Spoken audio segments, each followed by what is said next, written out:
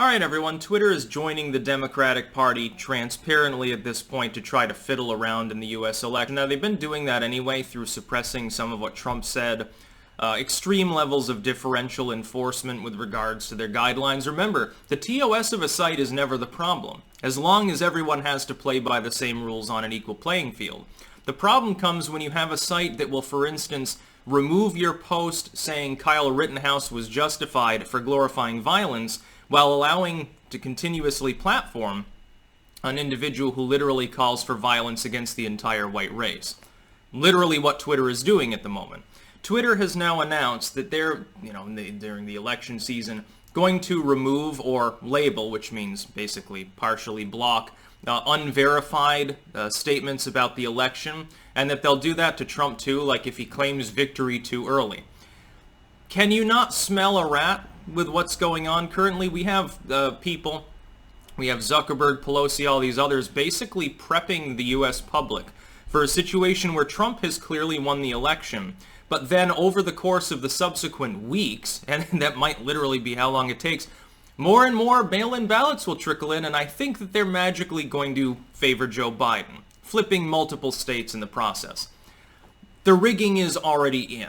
Now in 2016, when people told me that the election would be rigged, that Hillary Clinton would win and that there'd be a lot of cheating, I said that's not true.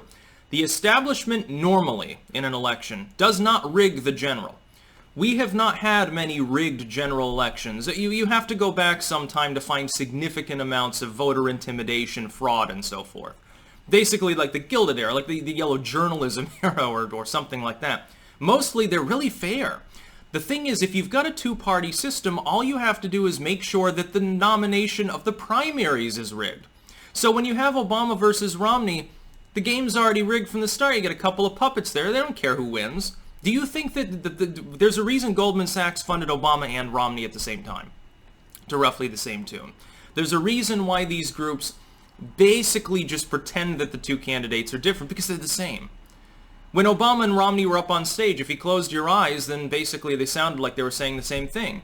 Obama and McCain, they aren't that different. McCain a little bit more war-happy. Obama pretends to be a little bit less war-happy. Other than that, there wasn't a whole lot going on there. Bush versus John Kerry, it was basically a non-election. Bush versus Gore, who cares? It's been a while since we had a cut-and-dry sort of election choice. It's different now. What happened is that they expected, I think, that Trump was running as a joke. Despite the fact that he had been preparing for the better part of a decade, I think they genuinely believed it was to sell books or pitch a new show. And he managed to sidestep them up through, I think, Nevada, roughly. And once he won that, and he had won 3 of the first 4 primaries, they got nervous. But by then he had too much momentum. He swept Super Tuesday, and really there was no way to stop him. And they said, oh God, this is really happening. They tried their best to stop him in the general, but he's so good at branding that he managed to sidestep them again. They have spent 4 years lying to the American public, obstructing the proper role of government, and standing in the way of most of the reforms that Trump had in mind. It's a miracle that he managed to accomplish as much as he has. Several Supreme Court justices, massive federal court overhauls to the point where the Ninth Circuit now functions as a proper federal court, building his wall. Again, it's behind schedule, but it's rapidly approaching the way it needs to be. Hundreds of new miles of wall have been built. Hundreds of miles of old wall retrofitted. That's a win.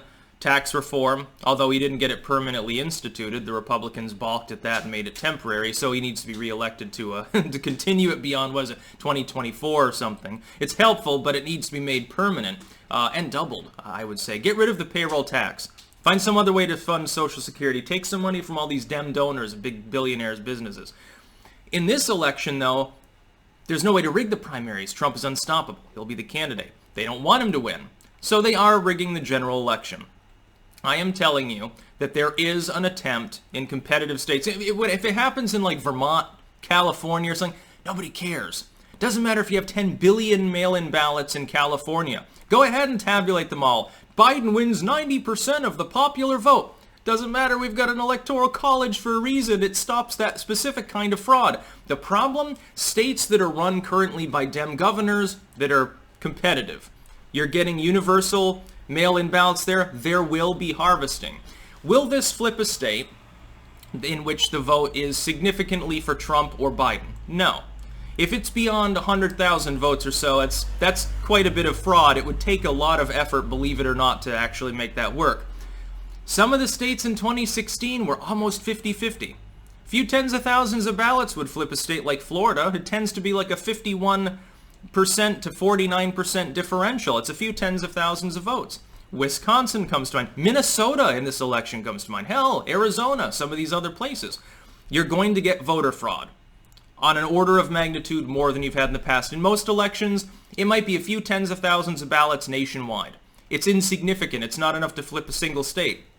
If it's several 100,000 ballots, or let alone maybe 1 million ballots, yeah, it could flip several competitive states. That's the election.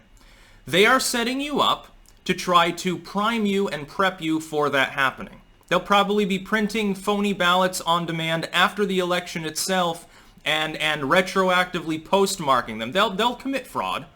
And by the way, if Biden does manage to steal the election, we'll find out later on that it was fraudulent, and it'll be just like the Mueller probe or anything. It'll be a kangaroo court sort of bullshit, and it'll never lead to any closure. It'll be like Hillary's email servers.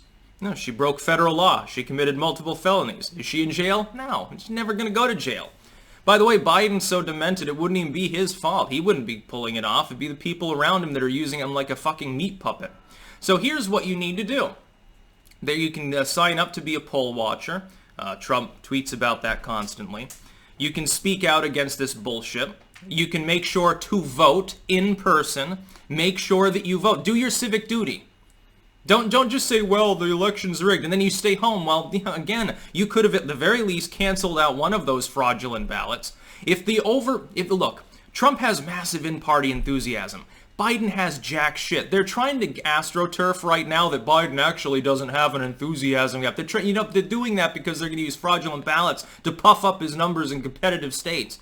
And you watch, the ballot differential will be a lot bigger in states that happen to have close votes.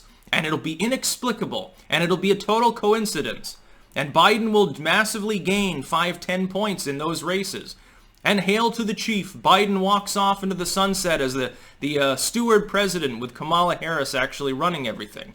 It can be stopped, though. If the margin is too large, they'll have to deal with Trump being reelected. Trump already has massive in-party enthusiasm, an opponent that has basically none. That's one advantage. Number two, increasingly, he's wooing the independent voters. It's number two. Number three, awareness of this being a thing. I think it needs to be promulgated by as many independent creators as possible. You got to understand, we have a responsibility at this point almost in the civic sense, those of us who are larger creators from the United States specifically. We have a responsibility to inform people and try to get them active. Even if it's only a sliver of your audience that ends up casting a vote who otherwise wouldn't, it can help. And also, don't get distracted by bullshit from deep blue states. Like someone's like, oh, Maryland is closing half their polling places. Nobody cares. It's not in play. Maryland will go 60-40 for Biden anyway. They're not going to bother printing up a bunch of fake ballots in a state like Maryland. They might suppress the vote. It's not going to matter. It's a deep blue state. It's like worrying about Vermont giving out universal mail-in ballots. I don't care. Vermont's going to go heavily for Biden. It'd be like if Wyoming were doing something screwy. Well, Trump's going to win it by 15, 20 points, so nobody cares.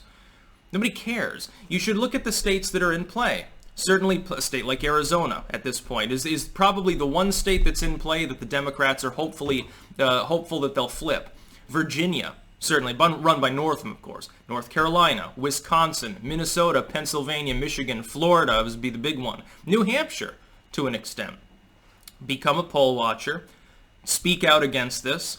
Don't get into conspiracy theory land, because then everyone who's an independent voter tunes you out. If you start rambling about the New World Order and space reptiles, you're not changing anyone's mind. If anything, you're nudging them in the other direction.